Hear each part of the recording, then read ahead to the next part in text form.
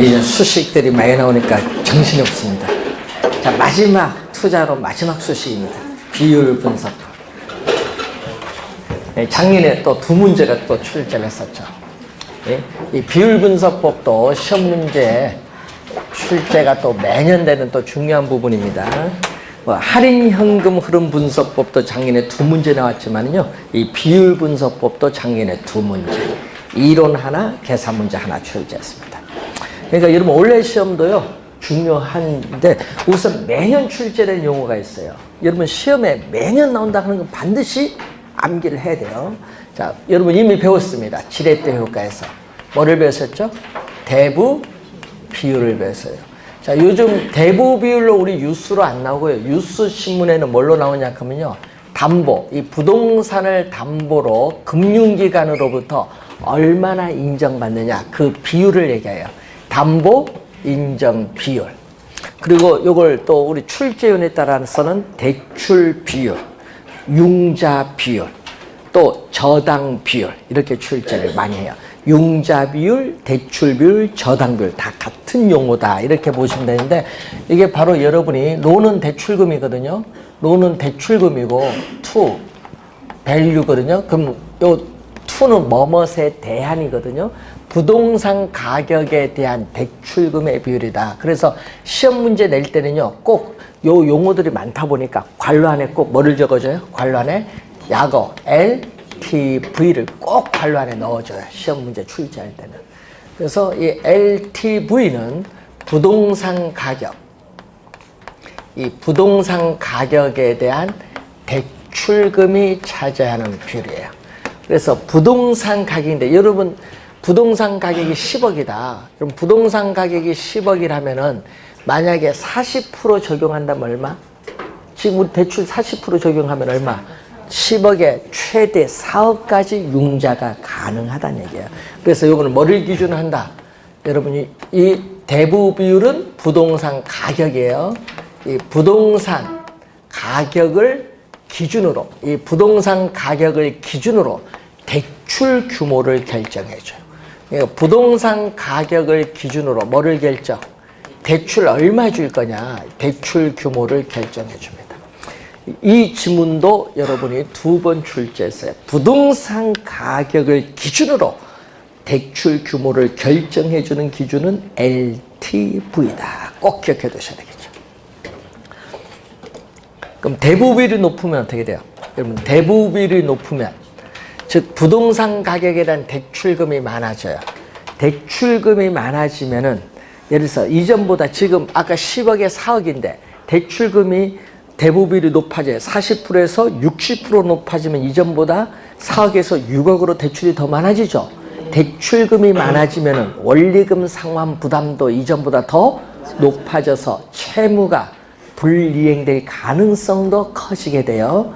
그래서 시험 지문에 이 지문이 나오거든요. 대부 비율이 높을수록 채무 불이행 시에 대출 원금을 회수하기가 쉽다, 어렵다?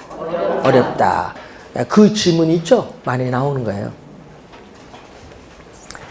자, 대부 비율 관련돼 여러분 10억이에요. 지금 10억이라 예를 들는데, 부동산 경기 침체로 부동산 가격이 하락을 했어요. 10억이 폭락을 해서 6억이 될 수도 있죠.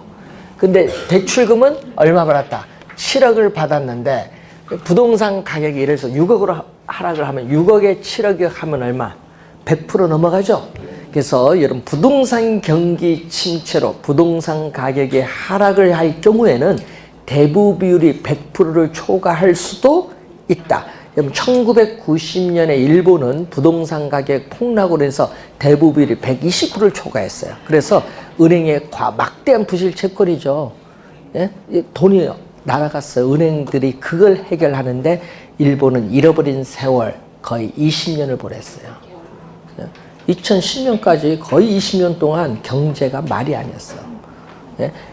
미국은 어떻게 돼요? 기축통화죠, 달러가. 그러다 보니까 미국은 좀 덜한데, 미국은 또 대부 비율이 120%를 넘어가서 서브프라임 모기지로 해서 뭐가 났죠? 전 세계 금융 위기가 왔잖아요. 언제? 2007년 말부터. 근데 미국은 자기들 마음이 그래요. 돈 찍었잖아. 달러를 찍어서 자기 경제를 살린 거지 뭐.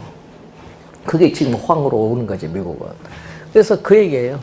그래서 여러분이 우리나라는 보수적으로 운영해 금융기관이. 그래서 우리나라는요 120% 안 가. 보통 우리는 뭐 한 5, 60% 사이에서 움직여요. 우리는 보수적으로 대출해 줍니다. 금융기관이.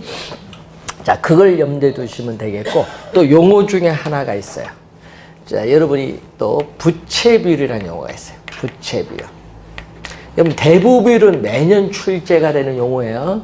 그래서 22회, 23회, 24회, 그리고 작년 또 28회 시험에 정답 지문 물었죠. 자, 22회 시험은 또 계산 문제로 출제를 했어요. 22회에서는 또 계산 문제로 출제를 했고, 부채 비율인데, 자, 여러분 부동산을 취득을 하는데 총 투자한 비용 중에서, 자, 부동산을 취득하는데 총 투자한 비용에서 남의 돈, 타인 자본을 대출을 어느 정도 받느냐에 따라서 뭐가 달라져요? 내 돈 투자 금액이 달라져요. 예? 이때 여러분이 타인 자본은 뭐라고 하죠? 부채. 자기 자본은 지분인데, 문제는 시험 문제에 자기 자본에 대한 타인 자본의 비율로 출제하면 좋은데, 출제는 이렇게 출제를 했죠. 지분 이런 걸 나온 거예요. 지분에 대한 뭐의 비율?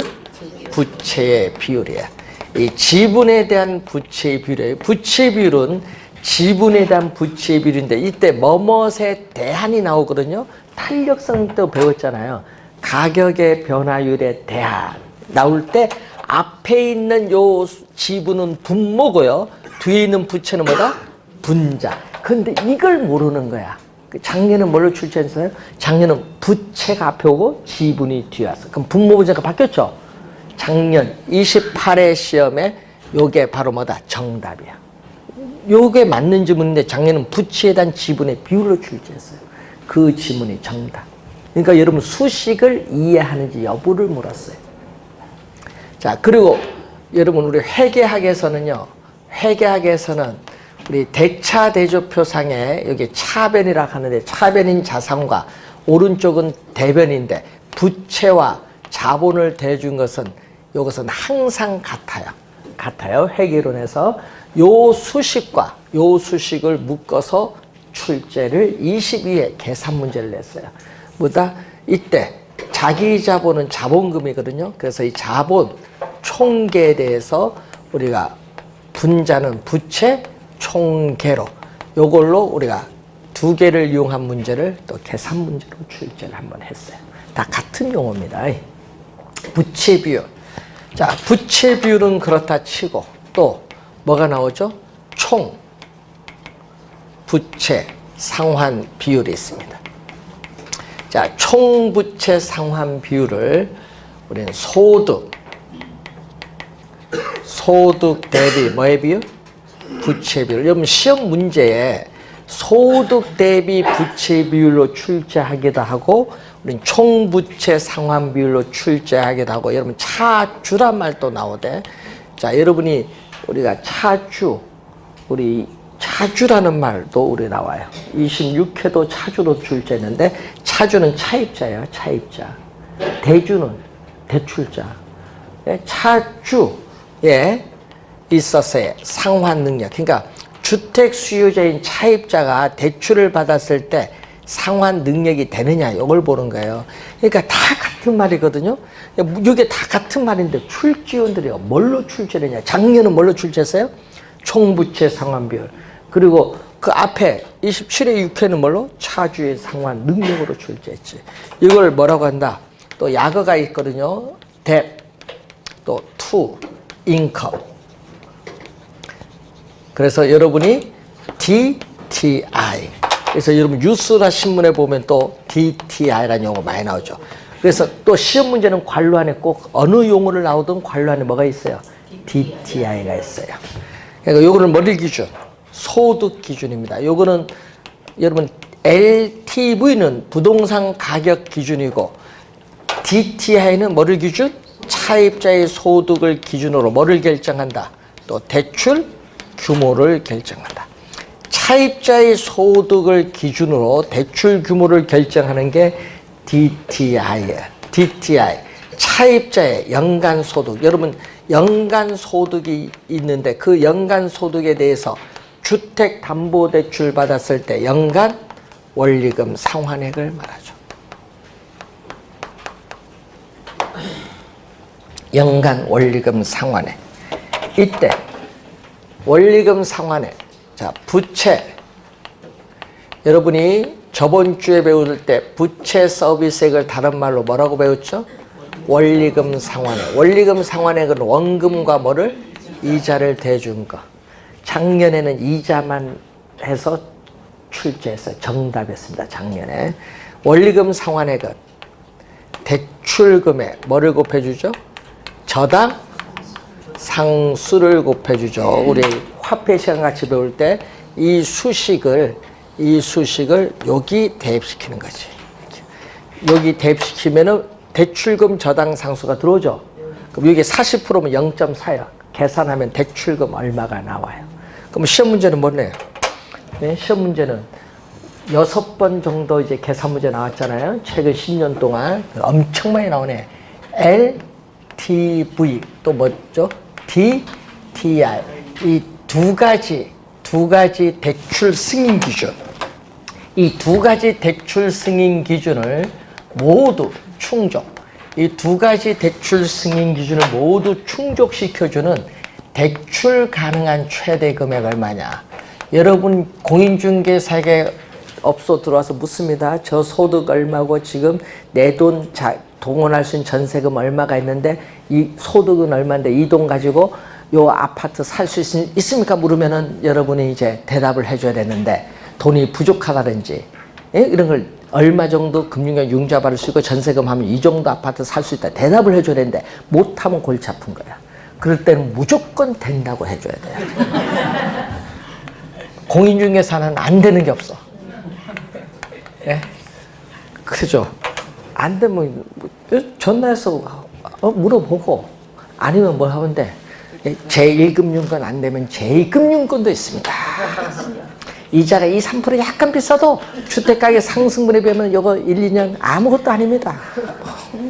당연하지. 네. 그런 거 이제 해야 돼요. 대출 가능한 최대 금액이 얼마냐. 그래서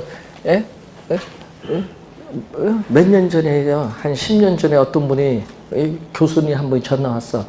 야, 이 아파트를 요거 팔고 저 강남으로 이사 가려는데 돈이 8억이 부족하다. 어떻게 하면 좋겠냐. 8억? 걱정하지 마세요. 아, 은행에서 안 해준다 하는데 안 해준 게 어디 있어. 예? 해줄게요. 어느 은행에 했습니까? 거기 다 취소시켜요. 그래서 어디로 가래서 홍콩 사랑은행에 가라겠지. 예? 거기 예? 서울지점장 충분히가 가시고 무조건 해준다. 외국계는 다 해준다. 걱정하지 마시라고. 안 되는 게 없어. 다 돼요. 근데 요즘에 뭐 대출 막 규제를 하니까 이제 이금융권에서 돈 빌려오잖아요. 이것도 못하게 정부가 이제 규제를 하려고 하대요. 그러니까 집 사지 말라는 얘기예요. 그럼 누가 골치예요? 대출 못 받으면은 중상층이야는 집 사지 말고 누구만 살아? 현금 가진 부자들만 사라는 얘기예요. 미쳤지. 그렇게 하면 안 되지. 부자들을 못 사게 만들고 누구를 사게 해야 돼? 서민들 사게 만들어줘야지. 잘못됐지. 그래서 금융기관에서 이게 중요한 거예요. 대출 받을 수 있는 금액 최대 얼마냐. 그래서 이것을 우리는 매년 출제를 해요. 출제를 하는데 요거는 무슨 부동산? LTV와 DTI는 주거용 부동산에 적용해요. 주거용 부동산. 아파트 여러분 뭐 이런 주거용 부동산에 적용하는 게 요 두 가지 기준. 그리고 1월 30일부터 나온 게 있죠. 뭐가 있어요? 신 DTI. 그것도 골치 아파. 그 다주택자 대출 못 받도록 기존에 대출 받은 금액까지 다 뭐해? 포함시켜버려요. 기존에 대출 받은 금액까지 다 포함시켜서 계산해야 되거든요. 그러니까 대출 받기가 더 어려워지지 뭐. 자, 하여튼 우선 요거 용어 꼭 기억을 해야 됩니다. 우선 요 세 개 중요하죠. 또 하나 중요한 게 있어요. 또 매년 출제된 용어가 있어요. 또 매년 출제되는 용어. 작년에 아예 요걸 한 문제로 출제했어요. 부채 감당률, 부채 감당률. 우리가 또 뎁트, 우리가 커버리지, 서비스 레이쇼, 약으로 DCR이라고 하는데, 자, 이 부채 감당률은 순영업소득이 있어요. 그럼 부채를 감당할 수 있느냐 얘기예요. 부채. 부동산 투자로부터 미래에 예상되는 순영업소득, 순수익은 돈 들어오는 거죠. 나가는 게 있어. 대출금에 대한 뭐죠? 부채 서비스액. 부채 서비스액은 아까 여기도 설명했네요. 원리금 상환액, 원금 플러스, 여러분, 요 원리금 상환액은 원금 플러스 뭐다? 이자예요. 작년에는 요걸 이자만 출제한 거. 그게 정답이었어, 작년에. 네? 그래서 시험 문제 많이 나오는 게 있죠. 요 수식도 많이 나오지만요. 자, 요거 1보다 큰가? 1보다 작은가? 자, 24회 6회는 요걸 출제했어. 24회 6회는 요거. 28회는 뭐? 전체를 물었어요. 요거 시험에 많이 묻습니다. 자, 부채 감당률이 1보다 크다는 건 뭐죠? 순영업소득이 부채 서비스액보다 크죠? 이 말은 부채 서비스액 갚고도 남는 금액이 있다 없다?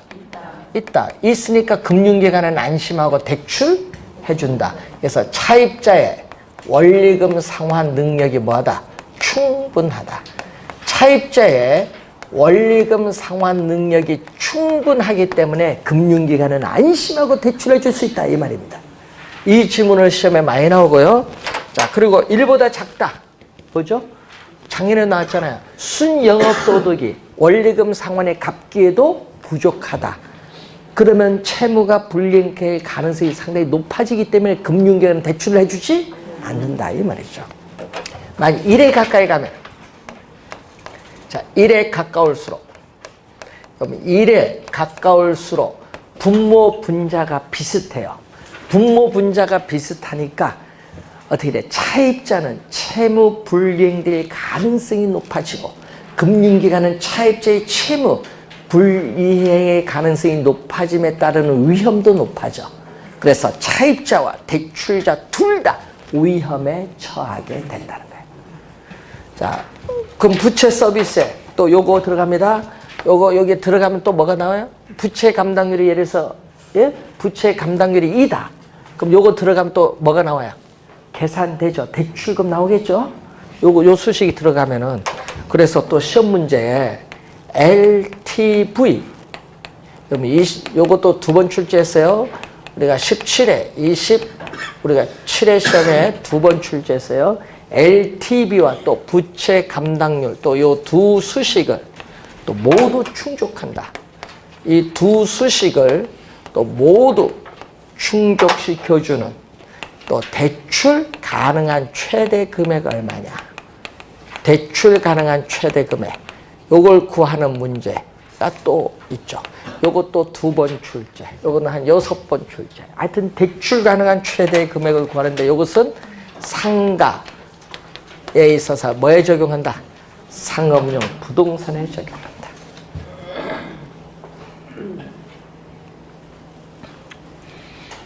요 4개 용어는요, 시험의 단골이야. 꼭 기억해야 됩니다. 원래 29회까지 요 4가지는 꼭 기억해야 돼요. 자, 아까 총자산 회전율은 설명했고, 거기 보면 채무 불이행률. 채무 불이행률을 손익, 분기, 현금 수지 비율 또는 손익 분기율이라고 하는데, 채무가 불이행될 가능성을 나타내는 비율이에요. 분모는 돈이 들어오는 거.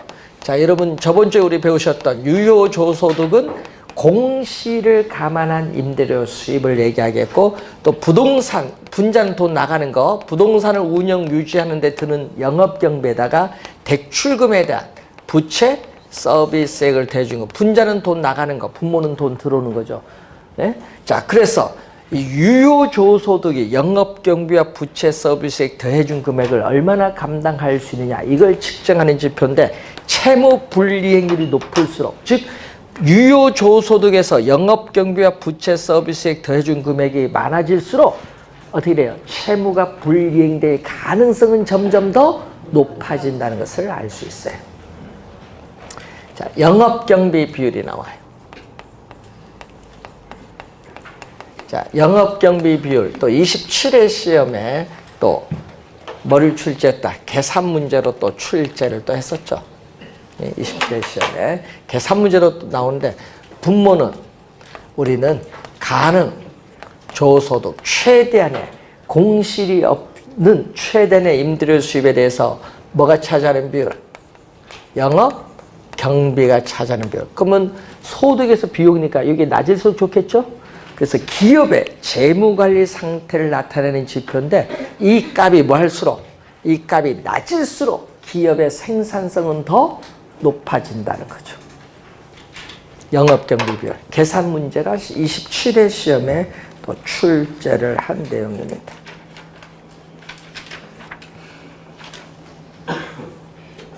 자, 그래서 하여튼 시험 문제는 뭐가 중요하다는 것이죠?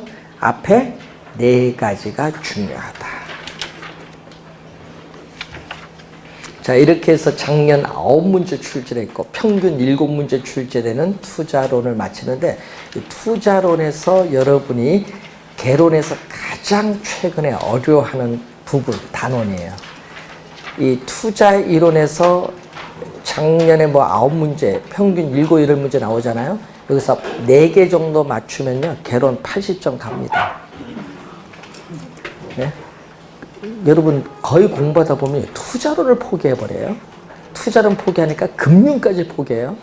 그러다가 또 평가 또 어려운 용어 나오거든요. 평가는 대학교 4학년 대학원에서 배우는 거다 보니까 학생들도 어려운데 여러분 당연히 어렵지. 또 포기해버려요. 수식도 많이 나오니까. 그러니까 100점에 45점을 포기해버리니까 점수 날 게 있어요? 55점인데 거기 다 맞는다 보장이 있어요? 그래서 여러분이 공부 요 뒤에 단원 투자 금융에서 12문제 출제되잖아요. 그리고 평가 18문제입니다. 투자 금융 평가 18문제 중에서 반 이상 맞으면, 반 정도 맞으면 개론 고득점을 가요. 그럼 반 맞으려면 어떻게 돼? 공부하다가 어려운 건 포기해버리고 쉬운 거라도 맞아야지. 여러분, 그래서 여러분 작년에 출제원들이 여러분들이 분석을 한 거예요. 뭐를 분석했겠어? 아, 학생들은 학원에서 어려운 거 다 포기하니까 그러면 그 부분은 쉽게 내고 다른 계산은 어렵게 내자 해서 그렇게 내니까 여러분 난리 난 거예요. 작년 투자론 계산 문제 3문제밖에 그 3문제 다 쉬웠어요. 한 문제만 다 쉽게 내고요. 작년 계산 문제 다 쉽게 내고 뭐만 어렵게 냈어? 수식으로 막 출제해버리니까 학생 또 수식 다 포기했잖아. 그거 틀려버리니까 쉬운 문제들을. 그래서 작년 개론 고득점을 많이 못 맞은 거예요. 그래서 여러분이 출제원이 마음이에요. 계산 문제 출제할 수 있고 아까 말로 출제할 수도 있고. 자, 작년 시험에는 여기서 계산 문제 하나, 여기서 이론으로 한 문제, 2문제 출제했습니다. 자, 금융으로 갑니다. 235페이지.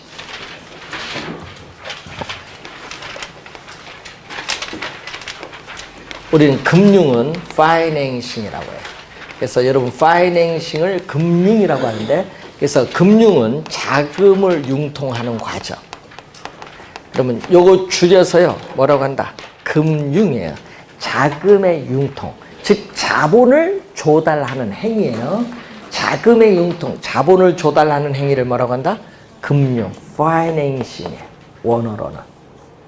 자, 그러면은 이 금융에 있어서 우리 김지영 교수는 자신의 저서에서 부동산 금융의 개념을 2가지로 설명하는데 그 내용이 235페이지에 나와 있어요. 자, 부동산 금융이란 부동산을 운용 대상으로 해서 이 자본을 조달하는 일련의 과정을 뭐라고 한다? 부동산 금융. 그 개념이 19회 시험과 25회 2번 출제된 지문이야. 그 지문이 그럼 3번에 있잖아요. 부동산을 운용 대상으로 하여 자본을 조달하는 일련의 과정. 이 지문을 19회, 25회 2번 출제했어요. 그리고 거기 1번 지문 보세요. 부동산을 개발 또는 취득하려는 목적하에 화폐와 신용을 이전하기 위해서 사용되는 제도, 시장, 그리고 수단과 관계된 영역을 부동산 금융이다. 이것은 19회 시험의 출제. 19회 시험 1번과 2번 요 두 지문을 다 출제했다는 얘기죠. 자, 1번은 19회 시험에 출제된 지문. 자, 그 1번 지문 바로에 특수라는 말이 있는데, 자, 여러분이 공공부문에서 자금을 조달하는 대표적인 것은 어디서 조달하냐 하면요. 주택도시기금법에 따른 주택도시기금에서 조달해요. 예? 주택도시기금이 뭐죠? 국민주택기금에. 여러분 옛날 강의할 때 그 얘기했냐? 우리 부영 옛날에 어떻게 그래요? 김대중 정부 시에 우리 국민주택기금 90%를 지원받아서 임대주택 지어서 회사가 갑자기 컸잖아요. 90% 지원해주는 경우가 없거든요. 그러니까 뭐가 문제가 있었지. 어떤 국민주택기금 다른 건설업체는 안 주고 90%를 부영이 독점을 한 거예요. 그래서 큰 기업인데 문제는 그때 당시 임대주택을 지을 때는 임대주택 살다가 5년 후 분양이잖아요. 그럼 분양할 때는 뭐 한다? 가격이 오르니까 분양을 안 해. 차일피 미루면서 한 7, 8년 뒤에 분양을 하는 거야. 그럼 분양할 때는 그때 시세대로 받아서 넘길 거 아니에요. 그래서 돈 버는 거예요. 뭐냐? 자기들은 뭐다? 땅 매입을 한대. 땅을 매입을 했잖아요. 네? 매입하는데 국민주택기금 돈 갖고 땅을 사고, 그 건설자금은 국민은행에서 돈 빌려서 건설하고, 보증금 받아서 챙기고, 임대료 받아 챙기고, 그거 누가 못해? 국가 돈 갖고 사업을 했지. 네? 그래서 말이 많아서 주택건설촉진법을 폐지한 거예요. 네? 주택법으로 바뀐 거지. 네? 그래서 하여튼 이 주택도시기금이 그때 상당히 문제가 많았어요. 국민주택기금. 예, 예, 그래서 공공부문의 대표적인 자금 조달. 작년에 출제했거든요. 주택도시기금은 이 도시계정이 있어요. 도시계정과 주택계정 두 가지 계정을 가지고 있는데, 이때 도시계정은 여러분이 우리 뭐를 배우냐면 도시재생사업이라고 들어보셨죠? 예? 도시재생사업을 할 때 주택도시기금을 통해서 도시계정에서 자금이 지원되는 거고, 작년에 여기서 출제된 거예요. 주택계정을 통해서 자금 지원해 줄 때 이러면 주택구입자금, 개량자금, 임차자금을 빌리죠. 근데 우리는 국민주택 규모 이하에 대해서만 대출해 주지 국민주택 규모 초과하는 건 융자가 안 되죠. 작년 그게 정답이었어요. 국민주택 규모 초과가 정답. 그건 상식이에요, 상식. 대출 은행 가서 한번 상담 받아본 사람은 그 답 찾아. 은행 가서 상담 안 받아봤으니까 모르지. 또 주택법에 국민주택 규모 개념이 나왔는데 그거 몰라서 또 틀린 사람이 있어. 그래서 여러분이 작년에 출제됐죠. 그럼 출제됐으니까 앞으로 10년간 출제될 일은 없다. 작년에 출제됐는데 뭐. 민간 부문에서 자금을 조달하는 대표적인 게 여러분 뭐죠? 제1금융권, 뭐 은행이라든지 보험회사라든지 또 뭐죠? 뭐 요즘 제2금융권이 뭐 저축은행이라든지 주택할부금융 많죠? 제1, 2금융권을 통해서 자금을 조달하잖아요. 그래서 이렇게 공공부문과 민간부문에서 자금을 우리는 일정한 자금을 이렇게 확보를 해야 돼요. 일정한 자금을 확보를 해서 토지 소유자에게 토지를 개발하는 자금을 융통해 주는 것을 토지금융이란 말이 있어요. 토지금융. 자, 그리고 주택 수요자에게 주택을 구입을 하는 자금 또는 개량 자금을 지원해 주는 실수요자에 대한 금융이죠. 실수요자에 대한 이 금융을 우리는 전문 용어로 주택 소비금융이라고 해요. 주택 소비금융. 주택 소비금융은 우리는 수요자에게 자금을 융통해 주는 거잖아요.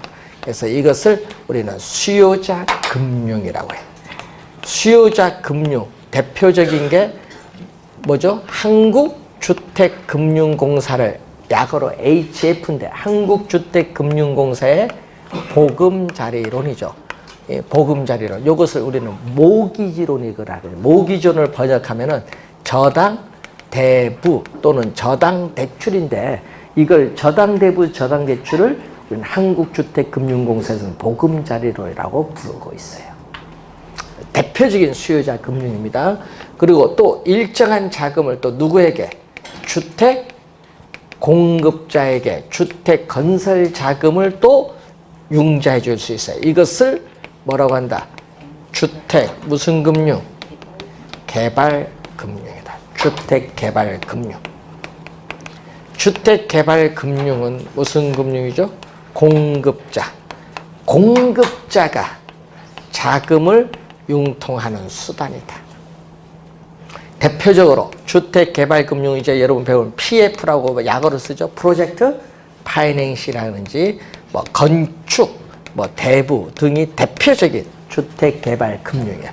그럼 주택소비금융과 주택개발금융을 더해주면은 이것을 주택금융이라고 하고, 이 토지금융과 주택금융을 더해주면은 부동산 금융이라고 하죠. 자, 부동산 금융의 흐름을 보고 있는데, 이 부동산 금융은 이 부동산 부문의 한정.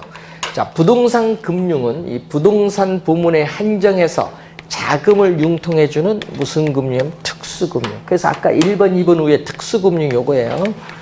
부동산 부문의 한정에서 자금을 융통해주기 때문에 특수금융이고, 모든 부문의 자금을 융통해주는 일반 금융이 아니라 부동산 부문의 한정에서 자금을 융통해주는 특수금융이다. 특수금융. 자, 그래서 여러분이 보고 235페이지 보시면은, 자, 235페이지에 보시면은 이 자본의 조달 방식에 따라 부동산 금융을 우리가 분류를 하죠. 자, 우선 부동산 증권이라는 용어가 있어요. 자, 부동산 증권은 크게 지분 증권이라고 해요. 크게 지분 증권. 그리고 무슨 증권? 부채 증권. 자, 부동산 증권은 크게 지분 증권과 부채 증권으로 나누어 볼 수 있어요. 자, 지분 증권은 지분 금융. 자, 지분 증권은 지분 금융을 조달하기 위해서, 자, 지분 금융을 조달하기 위해서 발행하는 증권을 지분 증권이라고 하고, 부채 증권은 부채 금융, 이 부채 금융을 조달하기 위해서 발행하는 증권입니다. 자, 이때 지분은 뭐라고 하죠? 우리 앞에서 지분. 저기 지분은 자기 자본, 부채는 타인 자본이잖아요. 그래서 자기 자본, 타인 자본의 지분 금융, 부채 금융을 보면은, 자, 지분 금융은 자기 자본을 조달하는 거예요. 지분은 자기 자본이니까 지분 금융은 이 자기 자본을 우리가 조달하기 위한 금융이에요.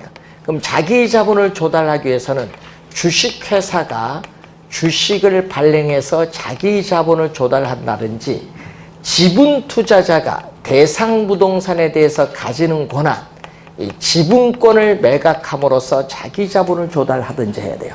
그런데 부채 금융은 뭐를 조달하는가요? 이거는 타인 자본을 조달하는 거지. 자, 타인 자본을 조달한다. 타인 자본을 조달하기 위한 금융으로서, 타인 자본을 조달할 때는 기업이 자기 회사의 사채를 뭐 한다? 발행함으로써 타인 자본을 조달한다든지, 금융기관에 부동산을 담보로 저당권을 설정해서 우리가 융자를 받든지, 이 저당권을 설정하는 게 우리 이러한 내용이 이제 되겠죠. 그래서 여러분 교재 235페이지에서 236페이지에 나오는 그 내용이 이제 나오는데, 자, 우선은 시험 문제는요, 요걸 출제하잖아요. 이 지분 금융 방식에는 어떤 게 있고, 부채 금융 방식에는 어떤 게 있느냐. 자, 지분 금융 방식에 우선 여러분 또 배우시게 될 용어 중에 뉴스 신문에 많이 나오는 여러분 리츠라고 해요. 리츠인데, 리얼 에스테이트는 부동산이고요. I는 인베스트먼트 투자. 요거는 트러스트 신탁이야. 부동산 투자 신탁. 그대로 원어 그대로 번역하면 부동산 투자 신탁이라고 하고, 이것을 부동산 투자 회사에 관한 법률에 의해서는 부동산 투자 회사라고 하는데, 이것을 우리는 무슨 거죠? 주식회사잖아요. 그러니까 주식회사니까 발기인을 모집을 해서 주식을 발행해서 자기 자본을 조달합니다. 자, 그리고 26회 시험, 여러분 26회 시험에 출제되었던 부동산 신디케이트, 요거는 26회 시험에 출제된 용어. 그리고 조인트 벤처, 요 뒤에서 배울 건데, 조인트 벤처는 또 21회 시험에 출제된 용어죠. 자, 그리고 부동산, 여러분 자본시장과 금융투자업에 관한 법률에 의해서 설립된 부동산 집합투자기구, 용어 어려워요. 부동산 집합투자기구는 여러분 잘 안 들어본 용어고요. 이 말을 많이 들었어요. 여러분, 부동산 펀드를 많이 들었지. 부동산 집합투자기구를 일명 우리 부동산 펀드. 이런 펀드 가입은 해봤죠. 부동산 말고. 뭐 미래에셋증권 뭐 펀드 있잖아요. 우리나라 최초의 펀드가 바이코리아예요. 옛날 현대증권 이취재만 바이코리아. 펀드, 네, 펀드. 자, 이것은 지분금융 방식이에요. 그래서 19회 시험에 이 김지영 교수가 자신이 저서에서 처음 출제했죠. 19회 시험, 21회 시험, 26회 시험은 신디케이트, 조인트 벤처의 21회 시험, 그리고 작년에 또 지분금융 또 출제했죠. 자, 부채금융 방식은 또 22회 시험에 출제했어요. 부채금융 방식은 우선 저당, 금융기관에 부동산을 담보로 제공하고 저당권을 설정해서 자금을 융통받는 저당금융을 또는 뭐라고 하죠? 담보금융. 자, 토지 소유자가 토지를 신탁해서 받은 이 수익증권을 금융기관에 담보로 제공해서 자금을 융통하는 뭐죠? 신탁금융. 뭐에 의한? 담보 신탁에 의해서 자금을 융통하는 것. 이건 18회 시험에 출제를 했고. 자, 그리고 또 주택법에 의해서 주택으로 상환받는 어떻게 돼요? 사채를 발행할 수 있죠. 네, 주택 상환 사채를 발행할 수 있는데 요거 무슨 부채금융. 자, 프로젝트 파이낸싱에서 프로젝트 시행회사가 회사채를 발행해서 개발 사업에 필요한 자금을 조달하죠. 이것은 부채금융 방식입니다. 지분 부채금융 방식 시험에 잘 내죠. 그런데 여기다가 여러분이 또 메자닌 금융이라는 게 있어요. 메자닌 금융은 24회 시험에 출제인데, 메자닌 금융은 지금 자기 자본 지분과 타인 자본 뭐죠? 부채. 요게 중간, 지분과 부채의 중간 영역을 가진 거. 지분과 부채의 중간 영역을 가진 게 요거거든요. 그래서 이런 게 있거든요. 여러분이 메자닌이라는 단어는요, 이탈리아어입니다. 이탈리아. 메자닌. 자, 오페라 여러분 가면요, 1층, 2층이 있어요. 오페라 여러분 보러 가면요, 1층, 2층이 있는데 그 중간에 라운지가 있어요. 1층 중간 라운지를 메자닌이라고 해요. 중간 라운지를 메자닌. 그래서 중간, 요거 중간이라는 의미에서 메자닌이라는 용어가 붙은 거예요.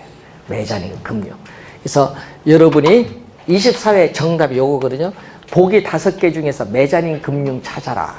뭐 여러분 일정 조건, 일정 기간 하에서 신주로 인수받을 권리가 부여된 사채가 있어요. 이걸 우리는 신주 인수권부 사채. 이것을 우리는 24회 시험의 정답 지문이에요. 그리고 삼성그룹이 상속받을 때 사용했던 용어가 있죠. 예? 용어. 여러분이 삼성전자가 뭐 했어요? 예? 회사채를 대규모로 발행해서 실권되겠죠. 그러면 그것을 어떻게 돼요? 대주주들이 사요. 사서 일정 기간 조건하에서 그 사채를 뭘로 바꾼다?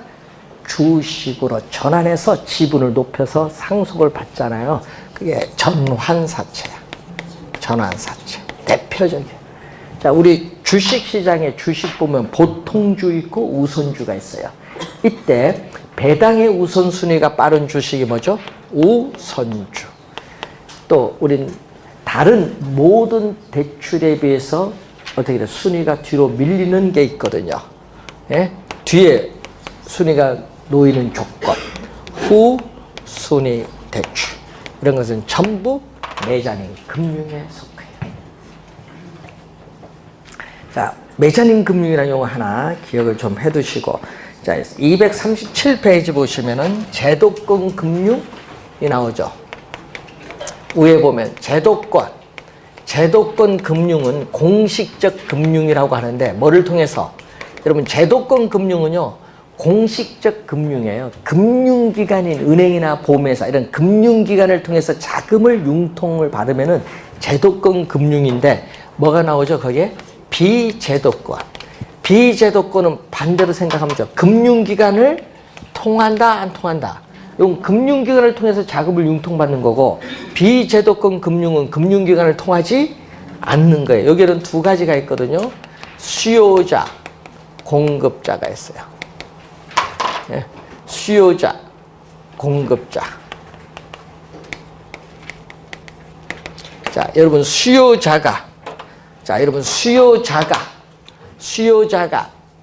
비제도권이니까 수요자가 금융기관을 통하지 않고 자금을 융통받는 대표적인 수단, 우리나라에만 있는 전세제도예요. 전세금 안고 주택을 매입을 할 때 전세금이 금융기관의 융자를 받은 것과 똑같은 효과를 주는 거예요. 그럼 공급자는 주택 선분양제도예요.